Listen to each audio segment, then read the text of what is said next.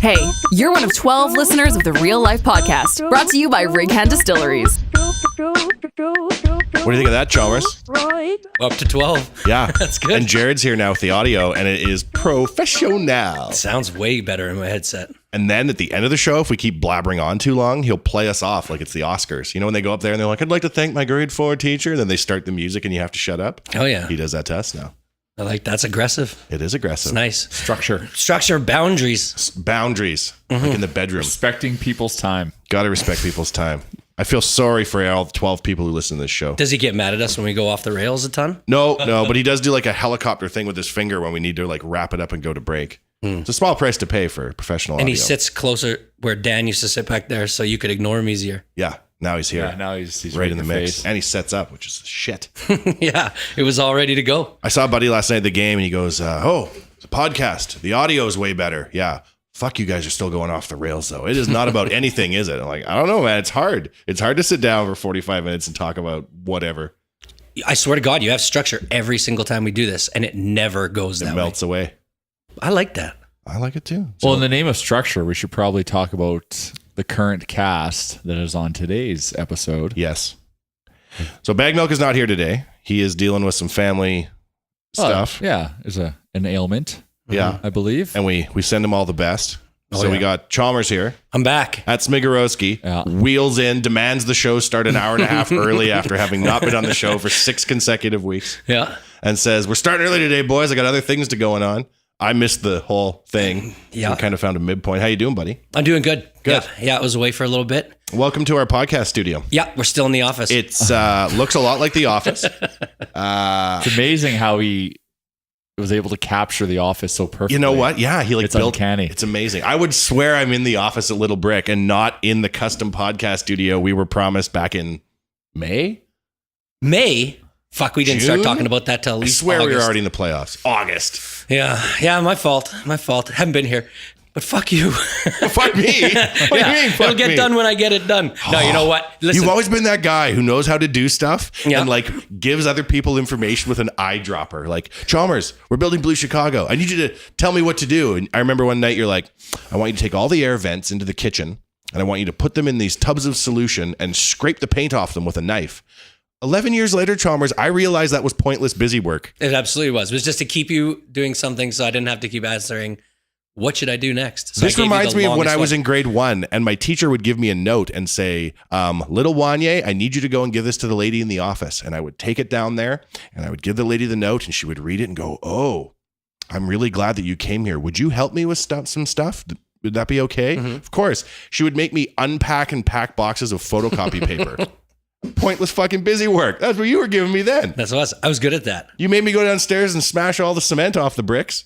That's did. done. I got her cleaned up and ready to go. The whole site's ready. It's been ready to go since August. See, that's the thing. You got it done faster than I thought. I thought it would take like a month and a half or two. I came in here every day. I know. I was like a week. surprised by that. You know I got I effort was like, and no oh, skills. shit. He's doing it. Like sending me pictures. I'm going, oh, God. Anyways, you know what? We're going to get it done. Of course. Sooner or later. Yeah. I'm worried that if we get it done, then I'll be useless and I won't be able to come and hang out anymore. That's what you think's going to happen. this. I told you it's a lifetime contract for one podcast studio. As long as we're doing this show, you're welcome to come as little or as often as you like. That's what she said. All I need you to do is make me a podcast studio so that when we come in here, there isn't people banging on the door. Jared's got a new sign. Did you see the new sign out there? No, I didn't even know. Computer printed, my old handwritten scribble saying don't come in. It's been replaced by 38-point font. Like we're inching towards professionalism here. Well, Oh, if we're we into have that, actual podcast studio, we don't need a sign. This is what I'm saying. Yeah. So we'll save paper. We'll say paper. So as an update to it, knowing that I'm the only one that can get this thing done, it's going to happen when I say it gets done. Fair enough. And Wow. when Thank it's you, gonna, Stalin. Yes. So when it's going to get done is right now. I just got back from a vacation. Well, la-di-da. And We'll talk about that, won't we? Yeah. Well, we will because Yeah. a couple things were pretty crazy on it, but it was fun. It was a relaxing thing. But now that I'm back, it's going to be focused. I'm going to focus my attention on that podcast studio and getting it done. Yes. So we will have more and more updates every week, and we will get that other podcast out of your office. You guys can start. All of the podcasts down All there. the That way on podcasts, Friday yeah. when I show up to work, I don't have to get kicked out of my office. I have so a- the exactly. ON radio podcast can record. My Friday morning calendar says don't go to work. A podcast. in session. Is that right? Yeah. So while you were gone, Chalmers, I met a crazy guy by the side of the road. He was painting photos, and I pulled over and talked to him. We became best friends. All his art is in little brick. He's not actually crazy. He's just mildly eccentric, but so am I. He deals in surplus construction material and has made incredible claims that no matter what we want to build, if we go to him first, he can get wood, he can get metal, he can get steel, he can get, I don't know what the hell people build stuff out of. You ever heard of some Oilers victories? Oilers victories? No. You ever heard of anybody like that? I've heard of places that sell like stuff that people want to recycle, basically like doors if they're not damaged and they take them out of a renovation, they go take them to like a consignment store. Oh, this is like somebody this- ordered 400 fireplace inserts in Wichita that can't be sold, and he's part of some network of shamans that can like get stuff like this. I've never dealt with anybody like that. Really? Yeah. Where's this place? Like, It's in his phone. Like he's just a broker, and this is what he does. oh, He's like he straight up just has like an inventory of stuff and you don't know where he it is, doesn't but- own any of it. He's just a broker, and he's like, "This is what I do." And so we're building the new building down the street from Little Brick, Right. And we sent him a list of all of our shit, and he's like, "Yeah, no problem. We have to put a cooler in the basement of Little Brick here." Yeah. And he's like, "I can get you coolers for 20% of the price." Because restaurants are always going out of business and you can get them shipped here. Then I say to him, can you get me a bar? Because the new building we're building didn't have a bistro in it. Like, can you get me an old bar someone's cut up into pieces? And he's like, yeah, what decade do you want it from? I can get you a bar, no problem. People cut that stuff up and store it all the time.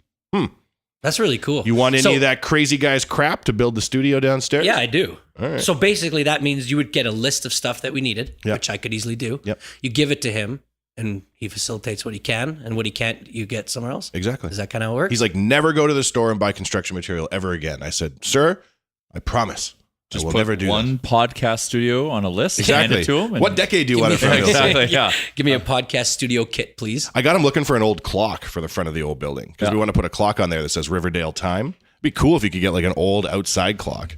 He's like, that'll take some doing, but I can get it done. Why is he painting pictures on the side of the road? Because he had a spinal injury Mm-hmm. and he has to stand most of the day, or his spine compresses and he hurts himself. Yeah. So he taught himself to paint. He's unreal. If you go look in the Little Brick, I have, yeah. he probably dropped off 20 grand worth of art.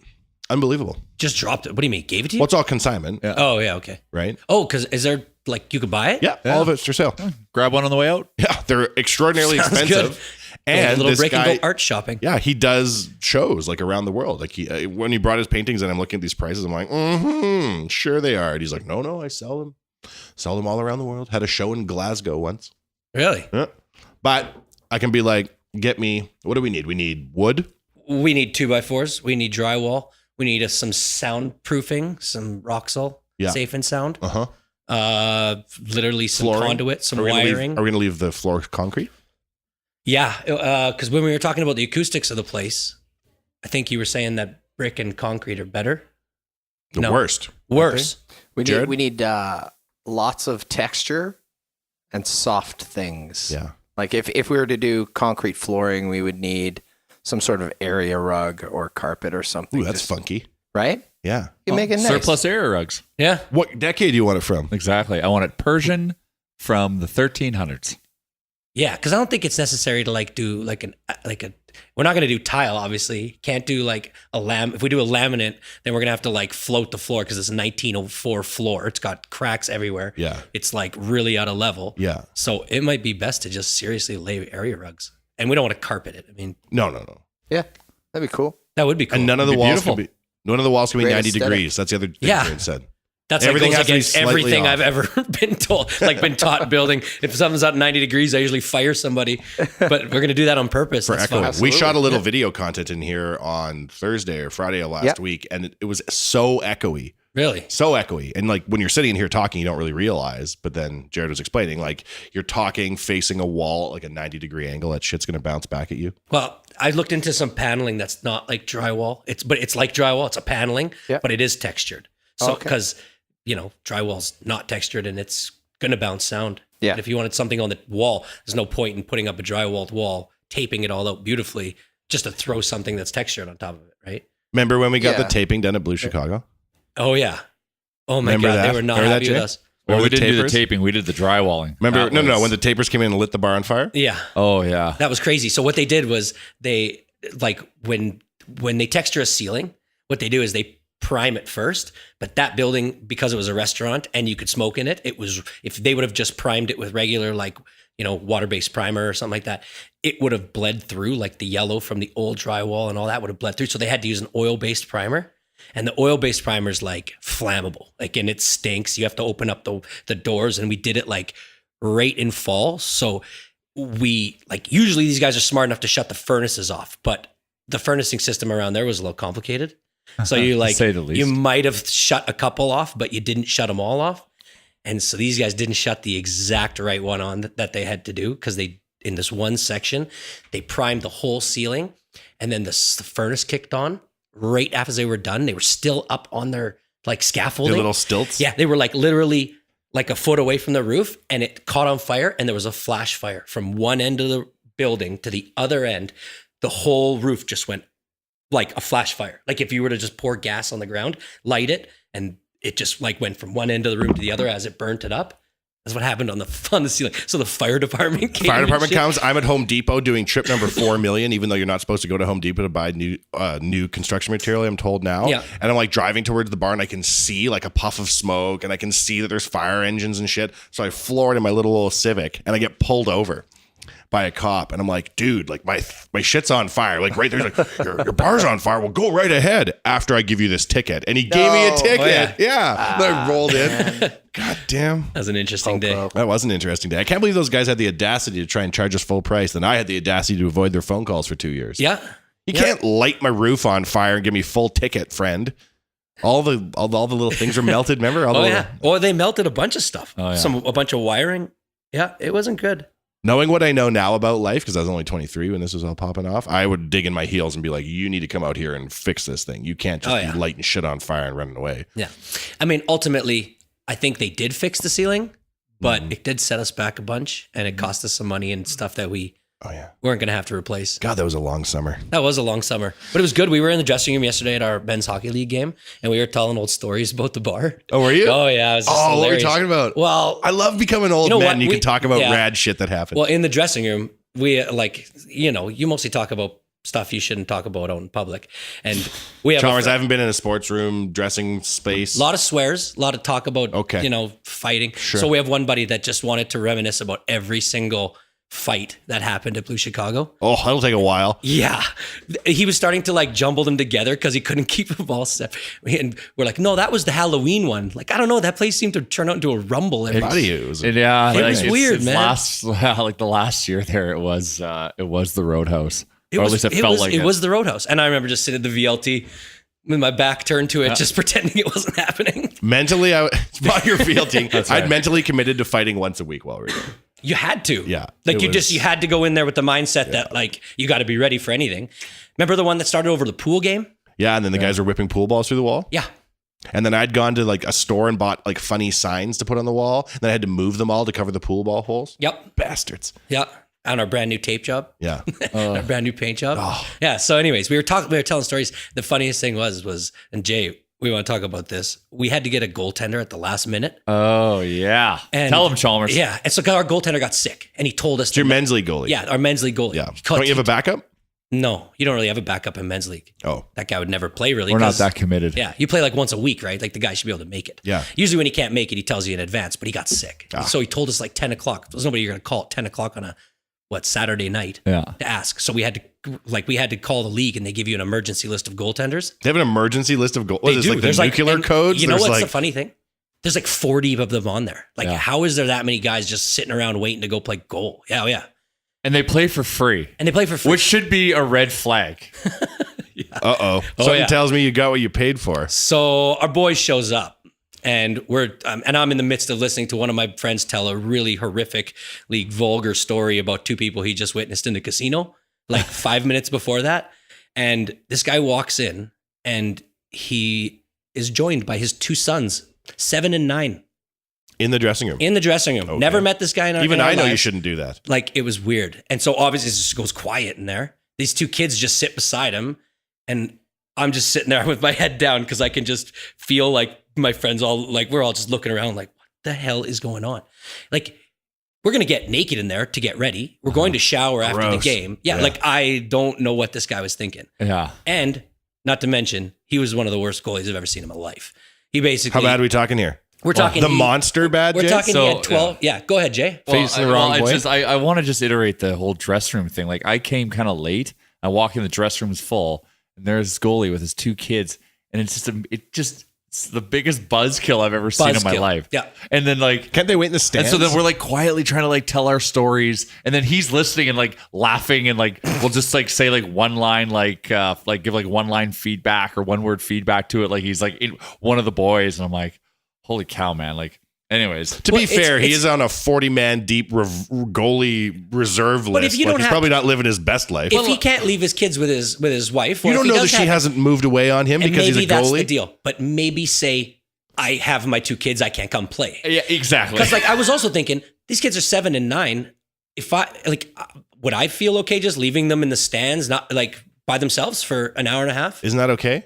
I don't well, know. he did. He did, But he brought him into our dressing room. So, Yeah. like, exactly. He had the power to say, no, I can't. I'm with my kids today. Yeah. And then we could have called guy number 2 below him on the list Yeah. and had him come out and probably be, well, hopefully. Well, I think anyone could have been better than this guy. Because like, yeah, at our age, like I go to hockey for like 2 reasons.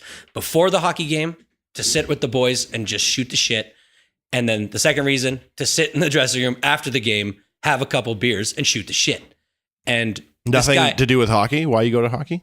well, the exercise is good, but I usually just at this Well, point, the best point, like the hockey is fun and it's good exercise, but exactly, it's about getting together with the guys because it's tough now. You don't get together as Not as much, much. right? And hockey is the one thing that brings us all together. And then, having that post-game dressing room beer, which is allowed at the River Cree Arena because it's Sure not a is. city arena, everyone. sure is. In case you're listening and want to call us out, No one's listening. It's we fine. follow the rules.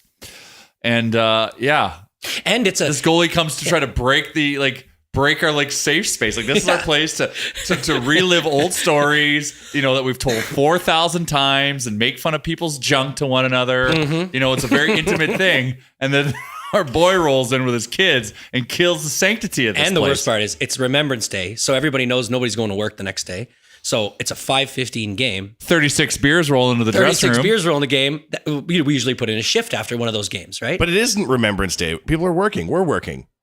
well, It's a absurd. holiday, Depends Lou. if you're government or bank. See, I was or told there was whatever no like that. work today. That was the other reason I was so confused. Everybody was messaging me when I turned my phone The on. content never sleeps. Content never sleeps. I never heard that.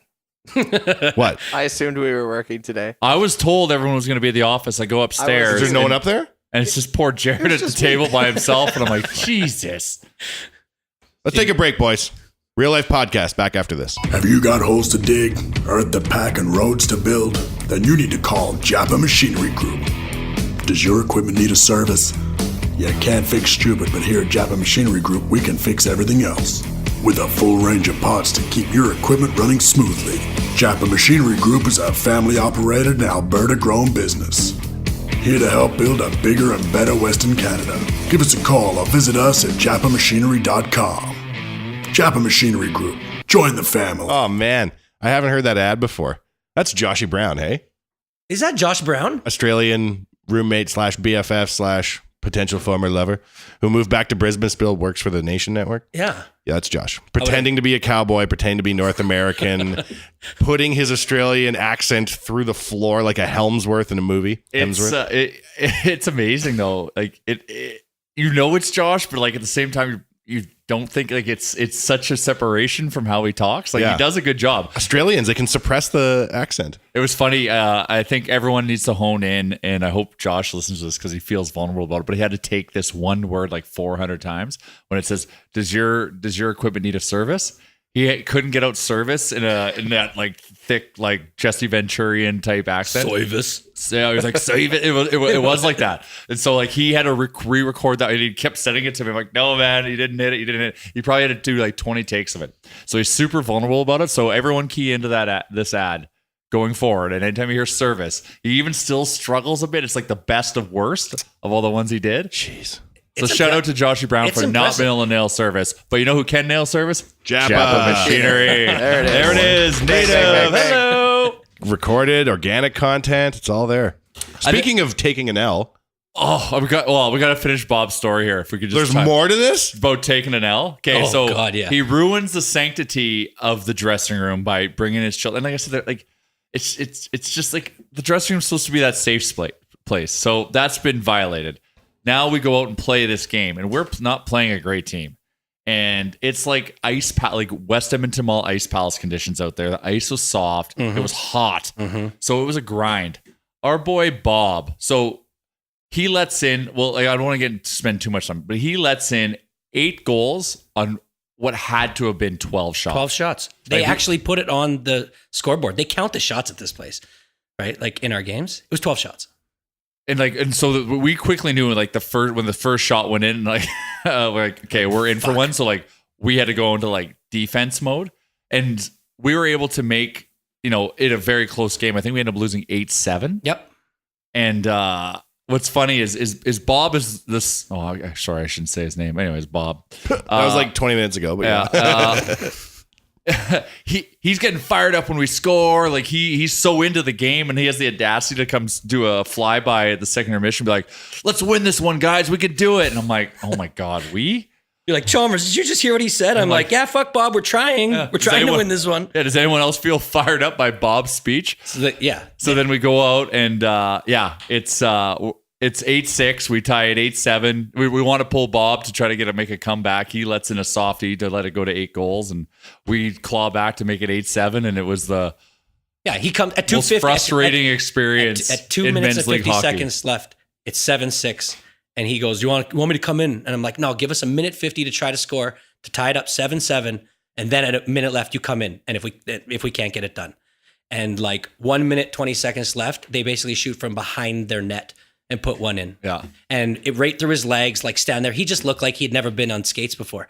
And I was so mad because like we just worked hard for like a minute to try to tie in it those up. conditions. Like it felt like you were skating uphill every shift. And the worst it was part so of, hot. and we had so many chances. And the worst part about it is terrible goal. Now it's 8-6. We're all like pissed off. We do pull him and we score immediately. So now we have 45 seconds to try to tie it up. Yeah. We should have. Anyways, I was pissed off. I don't usually get pissed off at hockey. I know. Like if we had a normal goalie, we would have won that game 7-1 easily.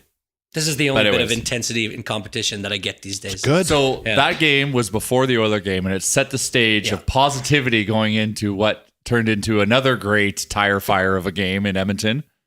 Let me talk about this for a little bit here because I don't know about nothing about no real sports. Yeah, I can talk about watching sports and getting lit up because I did. I go down to the Pint last night. I'm like, okay, it's showtime. Me and Mandeezy going to the game. We're gonna have some fun.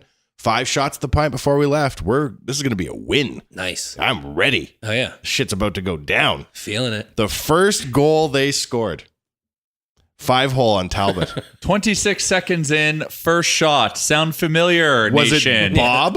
Was Bob moonlighting as an Oiler? Because it looked like he'd never been on. The puck literally went through him while he's spinning around on the ice doing God knows what. That's very Bobby. That Bob joke was made no less than 5 times standing at the wood at Tap 25 with 5 guys in our team. We all just looked at each other and was like, fucking Bob. Like it was bad. It was a really bad I goal. will quote a little bit of our group chat. I wanted to be funny and I said, was it just me or was Bob a terrible goalie? And everyone laughed. And then Jared goes, Talbot is the Bob of the NHL. Oh, he does have kids too. Yeah. So we're talking big smoke last week. You weren't here, Charles. But Talbot must have brought the twins into the dressing room to start the game. Something he would do. And we were talking about, I thought they were going to go 4-0. Shocker. That I slightly underestimated. I did not think they would go 0-4. Sorry, in the last 4 games, in the last podcast, you predicted that they would go 4-0. So don't invite you onto the gambling podcast. Yeah. No. Can we do one? No. So now predict they're going to go 0-4 and see what happens. They got outscored 19-6 in those 4 games. Mm-hmm. They look all the early momentum of the season. All like they had the bad schedule and the Brownlees of the world. They're like, there's no way they're getting through the first 10 games. They've went through those games. All that momentum is gone. All of those early season hard fought wins with the bad schedule and being in Europe, that is all gone. I think you can say the momentum is gone, but those points that they earn could still be important. Sure, but you go 500 in the last week. But you got to admit, this has got to be the lowest point for everybody's kind of psyche on the team right now. Well, when they're 84 and you're like, we're flying high, Yeah. fuck everyone, and then quickly get humbled. How the hell did they get out of this? Well, so my take on the game last night, and I'm not here to defend the Oilers. Yes, you are. No, well, We're all here to defend the Oilers. That's true. We're But Oilers like, Nation. It's literally your job. Yeah. But like, Colorado was on a 5-game losing streak as well going into Edmonton. So there's some variables at play there for them to come out and show up. Like those guys showed up. Like top line in hockey showed up in 30 seconds. Non-stop. They were flying, and we couldn't keep up with them. Now, I'm wondering if any team could have beat Colorado last night. I'm not here to justify that. The Oilers didn't put out a good performance outside of the fourth line. But like I was watching, I'm like, wow, these guys are tough to contain right now. And I'm not like, it's still like, we're talking about losing 4 games in a row, which never should have happened. But like last night was like, wow, we're in tough here. Well, Wanye, you felt like they gave up last night? I think I cannot explain those last 4 games. Yeah. I cannot explain let's the be lack. fair. Like I said, and this is last night they had Florida, last night they had to win. I was willing to forgive them on the road trip because they played 8 games in 13 days in 7 cities, and you could tell in the Tampa and Florida game they only had so much left in the tank. They would go and throw it out there. If they didn't produce, then they were just trying to stay alive. Like you could tell there was fatigue. See, now they had 3 or 4 days rest in between those games. I expected them to come to the same intensity Colorado came to Edmonton with. well, so I think Vegas, like when they make the odds, they must know something because for the last 4 games, the last 4 that we lost, we were betting dogs. Like we were the underdog in every single one of those games. I bet I loaded up my betting account against Florida because I'm like, well, this is the one So on the did trip I. we win. So did I. And they were the Because underdog. they were I'm like, this is great. they were like a plus 150, and that's like pretty good odds, right? Very like, good. Especially, I mean, Florida's pretty good, but they can shit the bed too. So you're like surprised professional odds makers have an inside track on. No, they're storing them? amazing. It's I see. it's Yeah. uncanny. No. What I'm saying is like they saw something where I was sitting there going like, they're going through Florida, and they should be able to at least win one of them, Oh no, I agree. and they didn't even come close. No, it looks like they've quit. Like last night, I mean, maybe you're seeing it differently, Jay. I didn't see any sort of hustle. Like they came out. Except for the fourth line. Fourth line was great. unreal No, that's last fair. night. That's fair. That's like fair. if the whole team could have matched the fourth line's intensity, we win that game. Saying quit is so tough. It's tough to say guys quit. They quit in the game last night, man. I can tell you that. Yeah. When they were down 2-0, they quit. Like straight up. The fourth line. I'll energy. tell you what. It all starts with letting the first shot in. Mm-hmm. That is so demoralizing, Mhm. and immediately puts your team in a bad mindset. It's tough to claw back. Like it's like that last night's game in terms of the start. Like you're witnessing what happened last season. We're starting from behind, yes, on the score, but because of the first shot, it's even like a mental delay, right? Like that's slowing everything down. So Yeah, I don't know. It's amazing how it feels so much different after these last 4 games. Oh, 4 games ago, I was like, we can't lose. Yeah. This team is awesome. They look great. And literally after Colorado, I'm like completely different. I'm trying to Feels like remember last who year. scored last night because all those shots kicked in and I didn't. Ratty. Yeah, that's right. Ratty scored off a Larson shot, tipped her in. But like, so go back to Florida, right? If Bobby Lou makes those amazing saves in the first period, like we dominated the first in Florida, right? He made like 2 or 3 like that were like 95% of the time those are goals, saves, and I think it's because if I said on the ON radio podcast that I think he was cheating because they're all Connor setups, so I think he was cheating knowing Connor was going to pass. Connor needs to start showing shot more to have goalies have to hold on a little bit more before they slide over. But if those go in, if one of those or 2 of those, and they have the lead, and then they can go and force them to and put the pressure on the other side, maybe they win in Florida. Like, but you come into last night, 26 seconds in, that garbage goal goes in on the first shot, and like that just sets the team back so much. It's so tough to come back from because it's not just that it's one goal; it's that it's the letdown of that goal because it was brutal. Do we admit we like seeing Koskinen in net? Unfortunately, yes. I liked it. I liked when they. That's the thing, and that shouldn't be the case.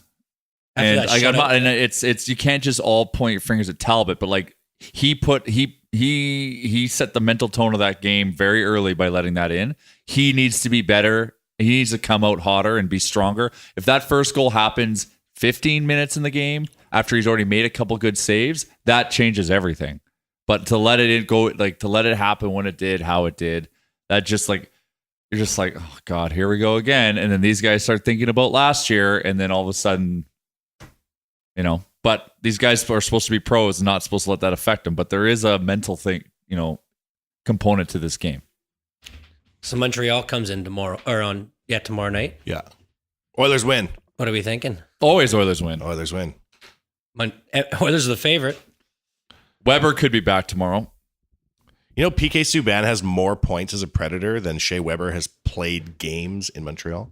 Really? Yeah, since the trade. They both have the That's a good same amount of stat. cups, though.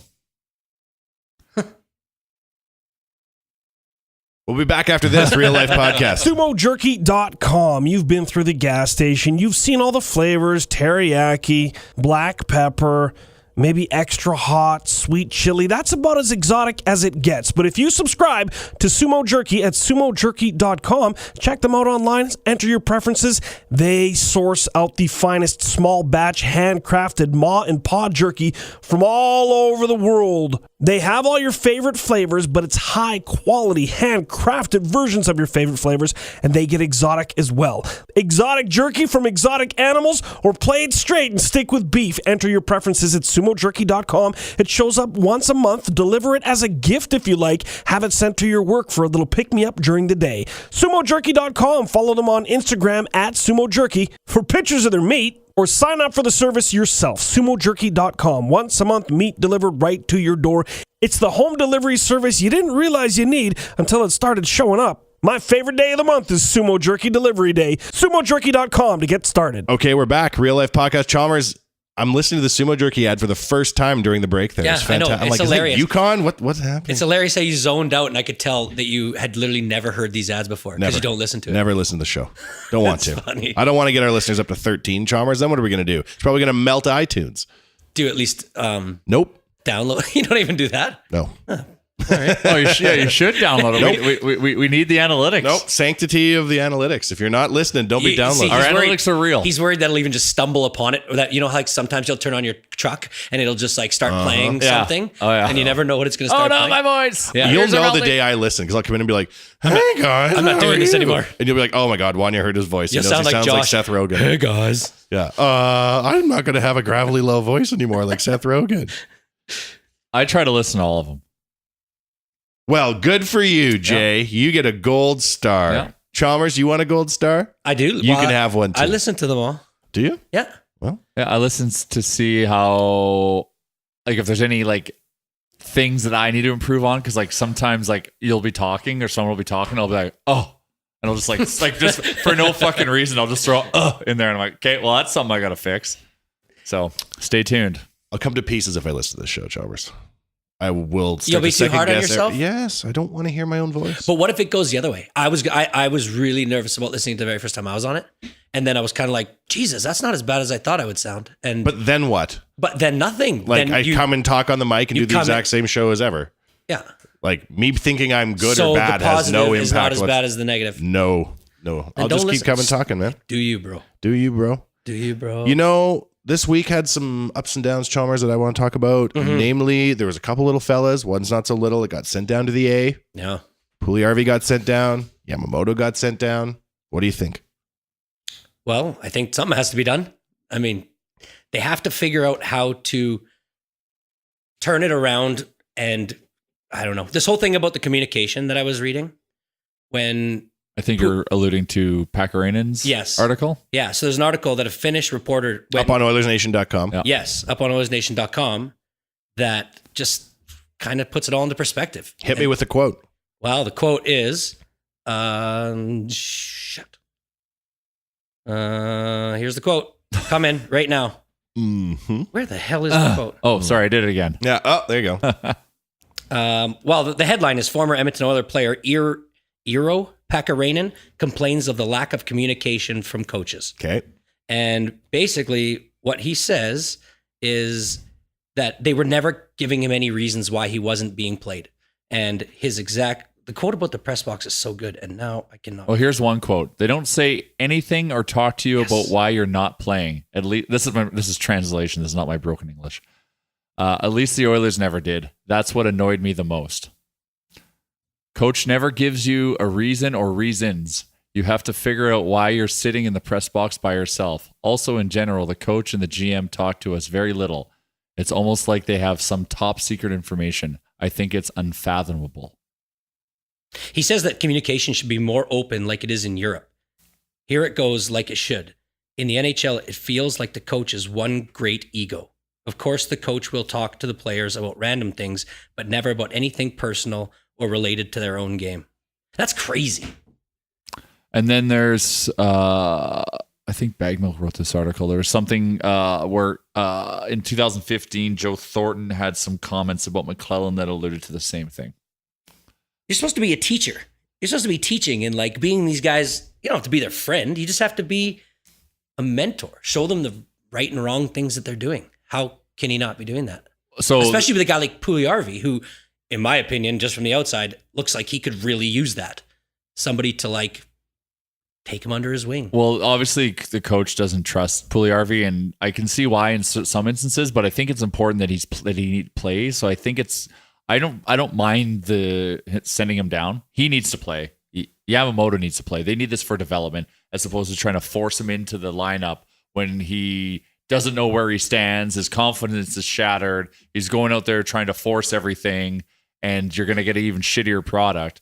Just get him down to a place where he can just play and try to be mentally free and just play hockey and allow him to kind of build that confidence back up, because something has been mismanaged with him in the sense of in preseason, he was unreal. Him and Yamamoto were both unreal. I'm not saying preseason relates to regular season, but you can see that there's awesome hockey players there. And then just kind of how they're being managed up here, it wasn't working and they were taking steps back. So I agree with sending them down.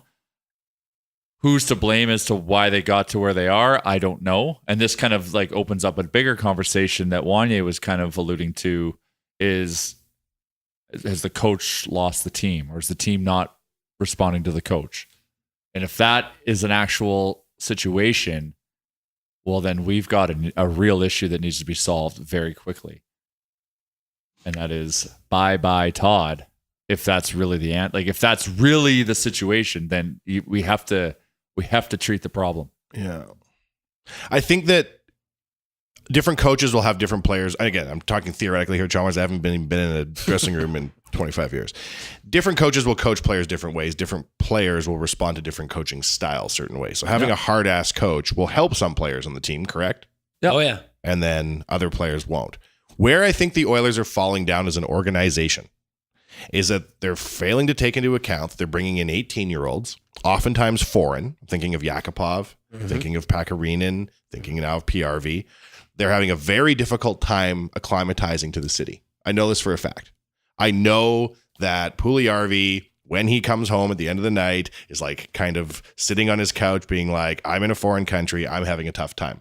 I have a buddy who takes him and helps him with his groceries and drives him around town. Says he's the nicest guy in the world and says he's having a hard time. Really? Yep. So this is where the Oilers need to identify that. And instead of alienating him and leaving him on an island, need to support his situation and do something a la Barzell and have like a Finnish like life coach that is also like his like just day-to-day like rock. If I was in charge, I would honestly create a group of people who work for the team who are like Mario to Marty Turco. Remember that guy? Remember how Marty Turco had a limo? Oh, yeah. And then he had a driver named Mario, Yeah. and how Mario kept him from getting DUIs. This is a cool story, Jared. We were down in Dallas once upon a time. Yeah. And he was his driver, and he helped him out with a bunch of stuff. And you remember him telling the story about how after he left, Mario kept helping guys on the team and just helped them with that service. And there was the other guy that Jonesy, yeah. right? And Jonesy was another guy down in Dallas who was just sort of around. He was the guy who went to play for New York and made all the money. It was his buddy. Brad Richards. It was Brad Richards' buddy, right? I think the Oilers need to create a group of people like this who help the players acclimatize, help the wives acclimatize, right? The worst thing that can happen, we know this as Edmontonians, is if you get stuck in your house for a long Edmonton winter and you're isolated, right? And I think just as much effort needs to go into like working on these guys' psyches and building up their confidence as it does being in the gym. And if your head is so far up your ass that you're not even talking to your players because you're like, well, that's not how we did in 1987 when I got the start in the dub, when everybody used to smoke at intermission. Motherfucker, it's 2018. You know how fragile people are? Yeah. You know how fragile all these little snowflakes are coming in here? And you're not going to put one drop of effort into making sure that these guys feel like they're, in Vancouver, every single Canuck has to make 2 charity appearances a season. The season or a month? I don't know the frequency, but I know it's a lot. It's mandated by the team. I think it's two appearances a season. Everybody has to pair off with a charity. And if you talk to former Canucks or current Canucks, they say this is one of the best things about being a Canuck. You're in the community. We don't really do stuff like that. I think that guys like Puljujarvi who are moving here from a foreign country, they're 18 years old, they're getting down on themselves. This is like a terminal decline of their career. Well, you hit on it when you said, like, if you get stuck in your house for a long Edmonton winter, and like when we're stuck in our house for a long Edmonton winter, we're going to work and our release is to go to the arena and be with our friends and play hockey. If you're going to that arena and you're not part of maybe the inner circle of players, and you're a Finnish kid that doesn't speak the language great, and maybe don't have any friends on the team, you wouldn't even want to go there. Like, you'd feel so isolated. That'd be a terrible feeling. And I think between Puljujarvi and perhaps, I don't know if he's reached that point yet, but a guy like Yakupov for sure shit. The only guy Yakupov ever got along with in his 3 years was Derek Roy. Derek Roy was the Yak Whisperer, remember? Yeah, wasn't there a Russian goalie too? Briz? Avi Bulin? No, I don't know. No, never.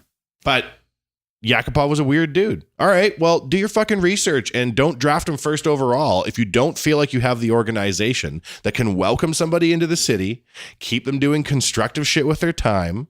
If they get down on themselves, like, I don't know if the others, they're sure they have a sports psychologist. They should assign... But not a Finnish sports psychologist. Right. They should assign everybody a shrink. Yeah. There should be mandatory check-ins. And you're talking about driving Ferraris with the shrink and how freaky that is. You're talking about all the ladies lining up around you, how freaky that is, because you're only going to get that in 8 or 10 NHL cities. Mm-hmm. And they should be working with these kids because it's costing them. Their off-ice ignorance is costing them on the ice as an organization. I really am starting to feel like, what's the X factor where, like, oh, great, now Puljujarvi's fucked, and now he's down in the NHL. What was he, 4th overall pick? Yeah. European guys don't generally do well when they come to Edmonton. I think one of the reasons is that they have a hard time acclimatizing. I can't believe they haven't figured that out yet. After, like, but you're never going to solve a question you're not asking. And so why are they so ignorant to that beat question? Chiarelli with some sort of tire iron when I see his smug face yesterday on Twitter Live being like, oh, well, we got a lot of things to worry about over here, and I went to Harvard, and don't worry about this and everything. Motherfucker, you do not even have a plan. You are embarrassing. When we're watching you, who was you being interviewed by to start the season out? And they're like, do you feel like you've gotten better to keep pace with the Pacific? He's like, of course I feel like we've gotten better. Huh? Like, Chia, to me, I like Coach McClellan. I think he's... Everybody said good things about him. But he's a hard ass. Yes. And he's a hard ass. We don't... Who's everyone? Well, Brandon Davidson said said that he loved him. Oh, that's true. Who was the other guy that... But that's like a good old boy Canadian kid who gets it. McClellan coaching the Dub. He's been dealing with Brandon Davidson's his entire career. Yeah, that's Puljujarvi coming in here with his 11-inch tongue and his desire for pizza is a completely different breed, right? But Chia is really starting to get on my nerves because, like, the other day they iced a line and everybody was a left-handed shot. I think it was against Florida. It's called our power play. And you can't even do a one-timer. I even know this. Well, and this motherfucker is sitting up in the stands and he's like, this looks good. I'm in the 5 left. Yes, you can have a one-timer with 5 left shots. You'd shift it to the other side. Your one-timer comes from the other side as opposed to where the right-handed shot guy. It is doable. So maybe there's other issues maybe there. Wanye But I have to the jump in element and of say surprise 5 left won't be hands there. okay. If you got left. I can live with it. It's good to have one right hand, I agree, but you can have a one-timer with 1 left shot. It just seems to me as though what Chiarelli was trying to address when he came to Edmonton was defensive depth. What is he, 4 years in? It was tenure, I think. Yeah. He's traded Hall for defensive depth, which did work. Larson's good. Yeah. With the exception of that. Like, I don't even think we're addressing the problems. Cam Talbot is now in his 4th year as an Edmonton Oiler. Wow. Cujo was here for a year and a half. That's it? 2 years, yeah. Well, I don't think it was 2 Yeah, it was short. It felt longer. I was like, I think 2 seasons or something. Cujo was the shit. But I think something. he came halfway through Yeah, the yeah, season, yeah. right? Yeah. So if you measure your goalies in Cujos, which I do, he's 4 Cujos. Well, 2. I think you got to like start making some moves here. And I just feel like watching Chiarelli in that interview, I just felt like this whole season's going to go by. Well, you can tell that they're trying to address the goalie issue through the draft. So they've drafted 2 high-profile goalies, junior goalies, Skinner and Domingue.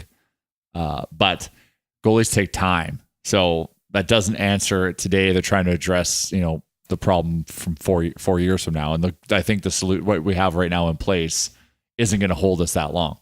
So small sample size.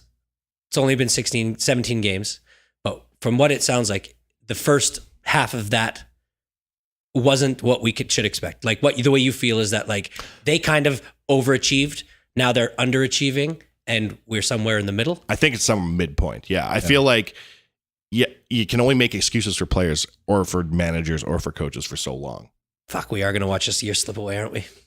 I don't know, man. hope not, it's still, man. like I said, it's still early. Like I said, like My kids are finally into it. For Christ's sake.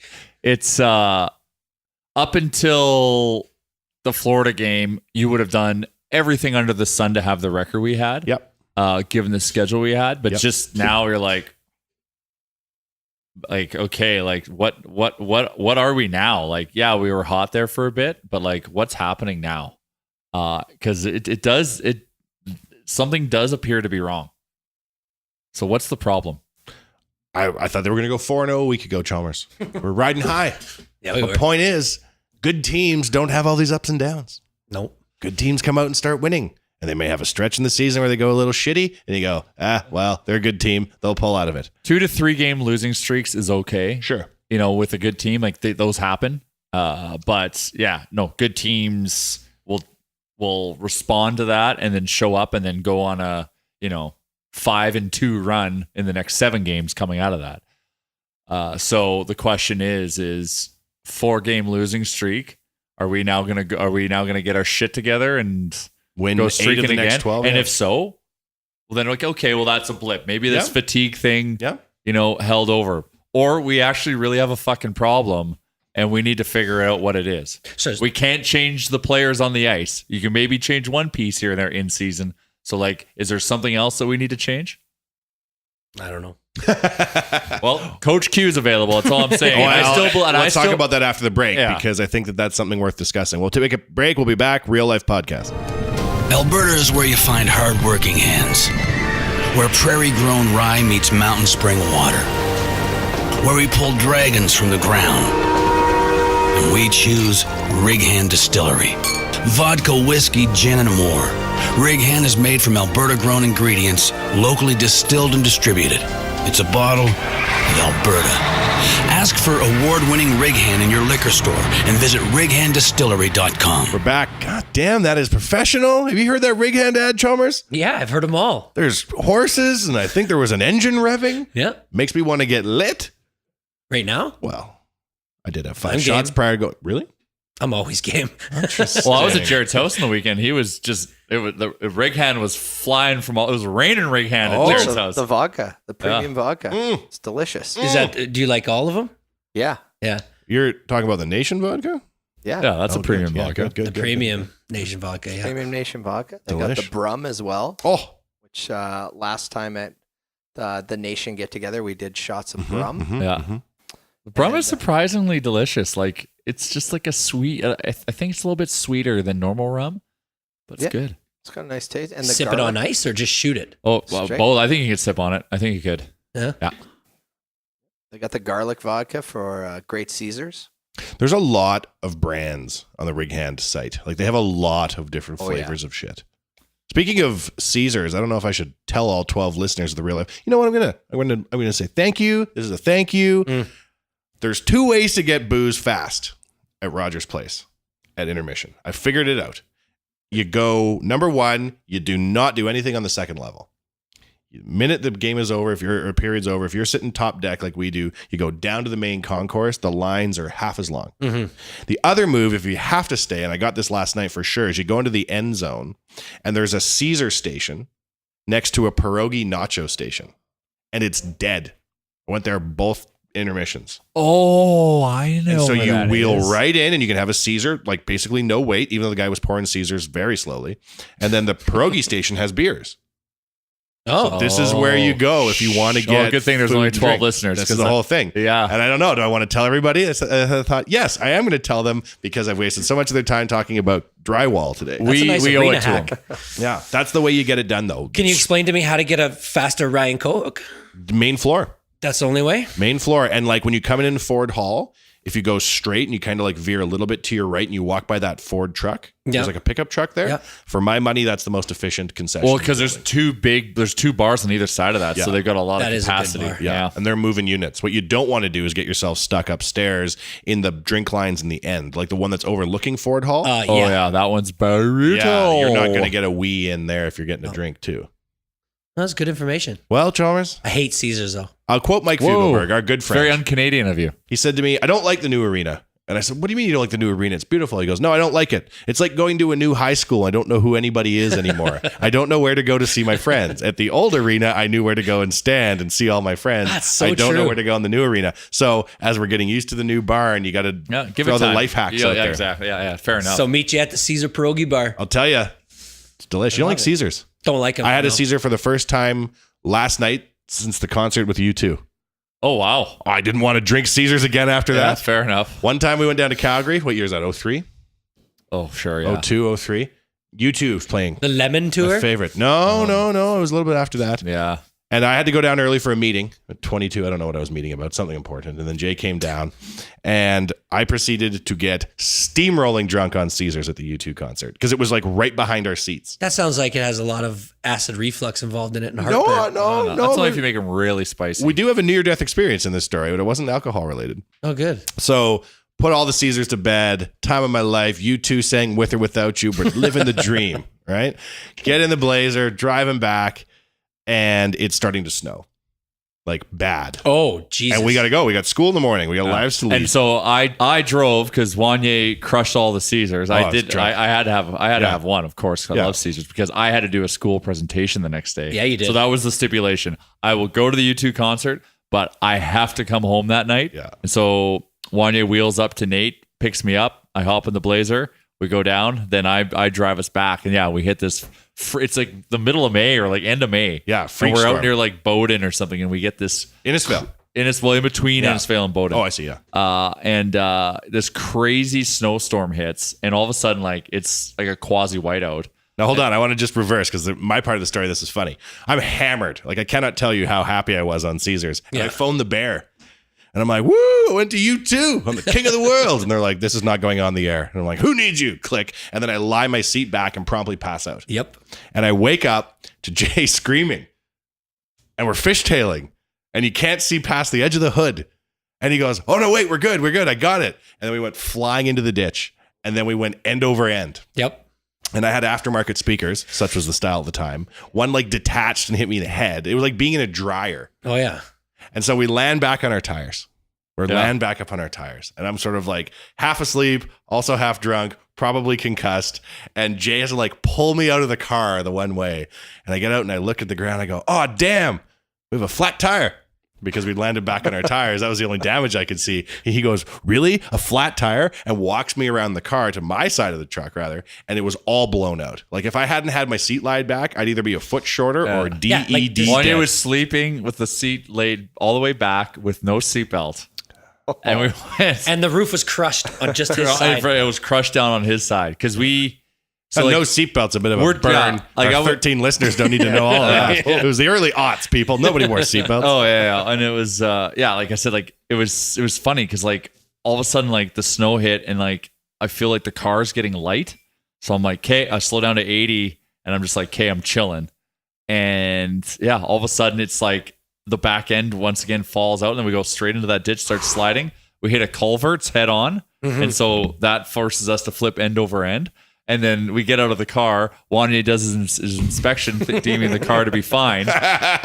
And then all of a sudden, like 100 yards away in the ditch, you could see this like green light in the snow. Wanye's phone had flown out, and it was his phone ringing because his sister was driving behind us, calling to see, was that you guys that went in the ditch? Because we looked okay. Yeah. So I get the phone and I'm like, and like I had an old laptop at the point at the time it was new. It had flown out. All my shit had flown out and there was like debris everywhere. And a truck jackknife, remember? Yeah, right. Like 300 yards in front of us. So like this semi comes like the head of the Jesus. truck's moved, jackknife, and there's like spraying sparks Yeah. everywhere. Like holy shit! And then this volunteer firefighter rolls up. Remember that guy? yeah, just he jumps going the out. other way on the highway, stops, sees us, and He's like, I'm a volunteer firefighter. I can't believe either of you are alive. He saw it. yeah. And we're like, okay. And I'm in my head, I'm like, I wasn't even wearing a seatbelt, but that's neither here nor there. So I answer the phone.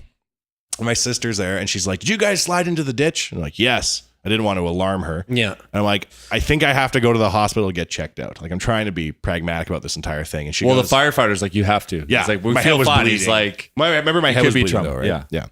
Could be trouble, yeah. You put your head through a window, and even though you're an idiot, you probably have a brain somewhere in there, he thought to himself, incorrectly. So we go to the hospital in Innisfail, and my sister says to me before she hangs up, yeah, we'll come, but we're going to go get something to eat first. yeah. So they drive ahead to Red Deer to eat.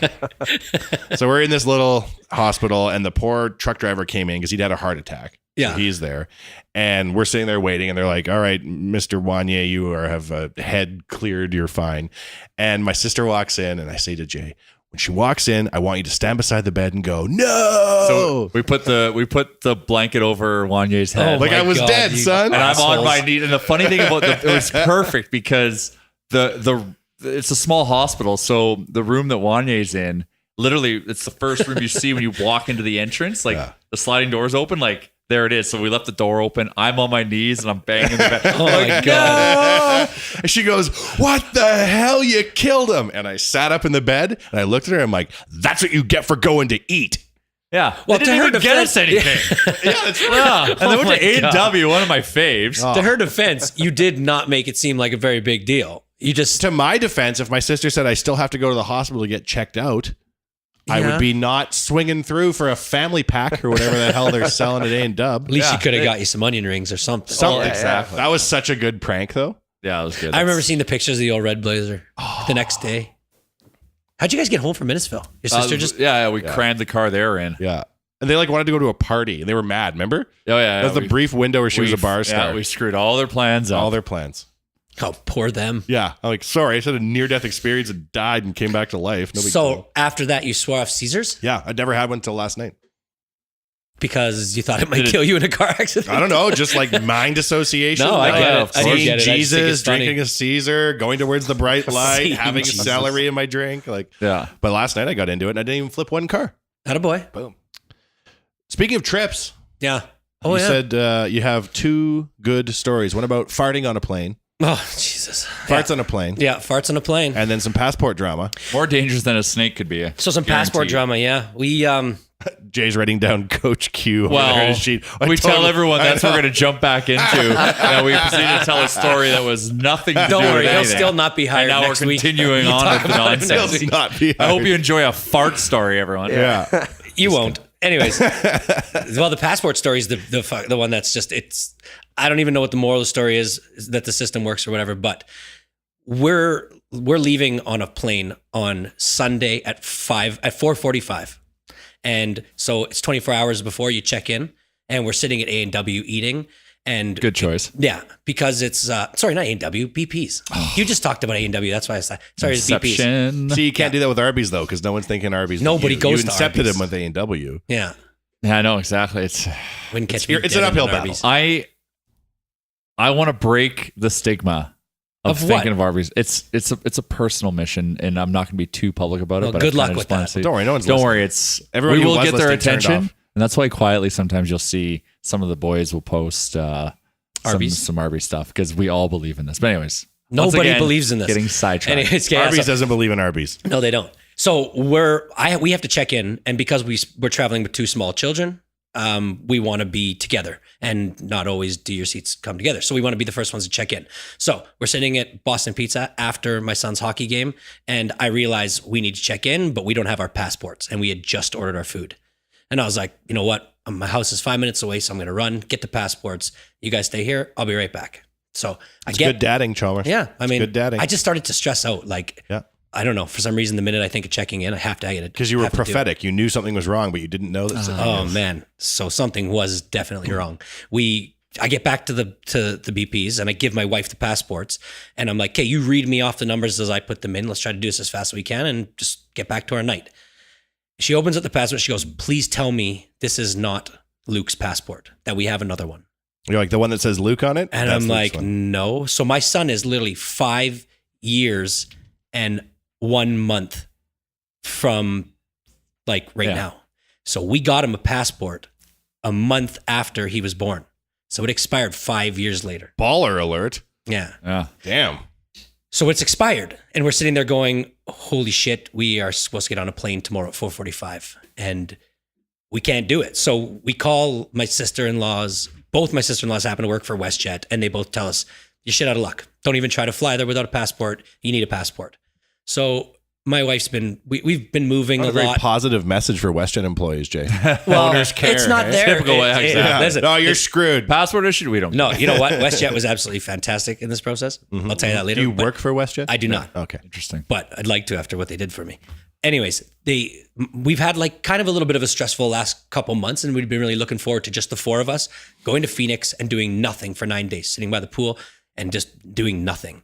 And so my wife immediately gets quite upset, thinking that now only two of us are going to go and the other one's going to have to sit at the passport office all day Monday, get an emergency passport. Best case scenario, we fly out Tuesday, Wednesday, and we're all united. Why don't again. you just leave Luke home in like a Home Alone type situation with where the you grandparents? I mean, yeah. Oh, I was thinking just alone. And then like maybe Joe Pesci tries to rob your house. Then he devises a series. He of- honestly has the. I would bet ability. on Luke over Joe Pesci. I'd bet on Luke. He's a terror, but no, man, I can't leave my little man. All right, but all right. anyways, like so, because I don't know, this is the first time he's been to Phoenix where he can utilize like the pool and everything, and like it's a big deal for him. He's really excited. Anyways, my wife is now devastated and crying, and I just go into work mode. What can I do? And the opposite of the podcast studio, Jay. He goes Yeah. into work mode, Yeah. not into defer mode. Continue. Work mode. Yes, Chalmers. So then anyways, I get on the phone, and basically everybody's telling me that like you can get an emergency passport on weekends and holidays, but if you find out on a Saturday night that you need a passport and you're flying on a Sunday, your chances are slim to none. And that is exactly our situation. And the lady that we get from WestJet tells us you have to find the exact right person and the exact right number for your division, like Alberta, and good luck finding that number. I don't know it. And so we go on this search, and my wife goes and gets passport photos, and we figure out that we find the number, but it's basically to a automated system. And the automated system, it takes like 7 buttons just to get to the emergency passport place, right? So it's tough to figure out. Anyways, long story short, at 9 a.m. we realize that's when we're going to have to call. 9 a.m. we have to call this place to see if we can get an emergency passport. We're flying out at 4:45 that afternoon. We have to be at the airport 2 hours early, meaning we have between 9 and 1 o'clock at the latest On a Sunday. to fulfill a passport on a Sunday. And so we call 9 a.m. We call the first people that call. My wife leaves a message. She calls again at 9:05, and somebody answers. And we're like on speaker. We're both like, holy shit. And she's like, are you Aaron? And she's like, I was just listening to your message. And we're like, okay, so what do we have to do? And like at this point, I have a file folder with like his brand new pictures signed by a guarantor with my dad's information. My dad's on standby. Like he's ready to go as our guarantor because they have to come there. I've got all my birth certificates. We've got all the applications filled out. We have everything. And she goes, okay, meet us at the passport office downtown in Canada Place at 12:15. And we're like, can we come like Is it earlier? even open on a No, Sunday? it's not. She's going to meet us there. Wow. She's not in there. She's at her house. This gets forwarded to her. She's like, I'll meet you there at 12:15 and you should be able to make your flight. And we're like, should? Like, what are you doing? Like, are we going to make the flight? Anyways, we meet her there at 12:15 and they take my dad into a room and they start like asking him all these questions as a guarantor to make sure that this is definitely Luke. And like, anyways, it was like clockwork from that point in. She goes in there, 20 minutes later, she comes out with a passport and we're just like, oh my God, we have all of our bags packed. My dad's going to drive us to the airport. She made a passport then and there. She made a passport right there in 15 minutes. It was amazing. And like, so we went from like the complete lowest low of passport problems to like the system worked for us. And it was amazing. It was amazing to see. But it must happen all the time. And I knew that there had to have been a way. It happens all the time. They tell everyone to go fuck themselves. Yeah. So, but that's the thing is she Well, wasn't. that's the default answer because they don't want to get your hopes up. Yeah. Yeah, 9 a.m. on Sunday, she very badly wanted to tell us to go fuck ourselves. She was like, can you book another flight? Is there all these other options? And I I mean, I embellished a little bit. I was like, well, we've already booked ourselves onto a Wednesday flight, but that's 3 days. And she's like, oh, okay. So there's no flights tomorrow. I'm like, no, they're all booked. And it is somewhat true. I had booked me and Luke to go on Wednesday. I think that's and true. Logan and Aaron to go on Sunday. Yeah, but there was a Tuesday flight, but I wasn't 100% safe that even if I went there Monday, that I would get it within that 24-hour period. Screw that. You tell them so whatever story you need to tell them. To make so we were just Sunday's like, we have no option. choice. We have nothing. I could show you travel documents. Anyways, she's like, okay, I'll meet you there at 12:15. And they did, man. And it was amazing. And like WestJet transferred both my flights after they found out what we were doing. Didn't charge me a single cent. Like, they care. It was as perfect of a scenario as you can have for two idiot parents that don't realize their child's birth certificate or passport is fucked up. And then my son decided to fart on the flight the whole way there. Ah, you still. At the end of that story, and we're not going to tell it, Jay. Okay. Don't worry. Coach Q. You did think your son was farting on the plane after? No, all? I don't. Explain the situation, because when you were telling us it earlier, it was funny. So when I'm on a flight, Coach and Q, you're getting bumped. Sorry, we have no time for you. No, Coach we were going Q. to talk about Coach Q because people need to hear this. 4 underlines on your sheet there. I don't know if anybody else does this, but when you're on a flight and somebody farts and you don't want to smell it, you don't pull your shirt up above your nose and act like it's a huge big deal. I just simply put my hand in front of my face and it masks the smell. How of many the fart. fart flights are you on? Man, seems like every single one. Like, and it's not me. I'm flying. I'm usually sitting next to my typical brother-in-law, WestJet. and I'm almost True. positive it's him. And so, anyways, so I smell a fart on this flight, and I'm like, Jesus. And I look over at this lady sitting next to me. It's a nice old lady sitting. My son Luke is sitting in between us. I'm on the aisle. She's at the window, and she puts her hand up to her face. And I'm like, okay. She probably thinks this is my son, so I'm going to take off my headset and very obviously ask him if that was him that tooted. And Just to not throw him do under it the again. bus. Yeah, and not he goes, be the good and- dad and just own it and be like, sorry, the chili con carne I had I do at not Chili's have- before boarding the flight. I do not have that ability in me to I was sit eating there for Arby's, 3 you know hours that with shit an rots old your lady guts. thinking I'm farting. I don't have that ability. I'm not going to take that bullet for anybody. I don't know what it is. I just don't want to be that guy. Oh, I would have done Even the if it same is thing, me, don't I'm worry. going to look at the guy. I'm going to fart. I'm going to have everybody smell it. I'm going to look at the guy next to me in disgust. Of course. Hope that everybody sees it. Try to pin it on Disgusting. him. Anyways, so it happens 4 times. And every time I'm like, buddy, are you tooting? And I'm saying it a little louder, like, you can't do it. And he's, Dad, I'm not, it's not me, I promise. And I'm just sitting there like, this fucking lady probably thinks that I'm just a piece of shit. Because there's not very many people around us. The whole row in front of us is empty, except for one lady sitting there. Yeah. And there's like one person in every other row. Why she didn't get up and move to another seat, I don't understand. She's against the window, man.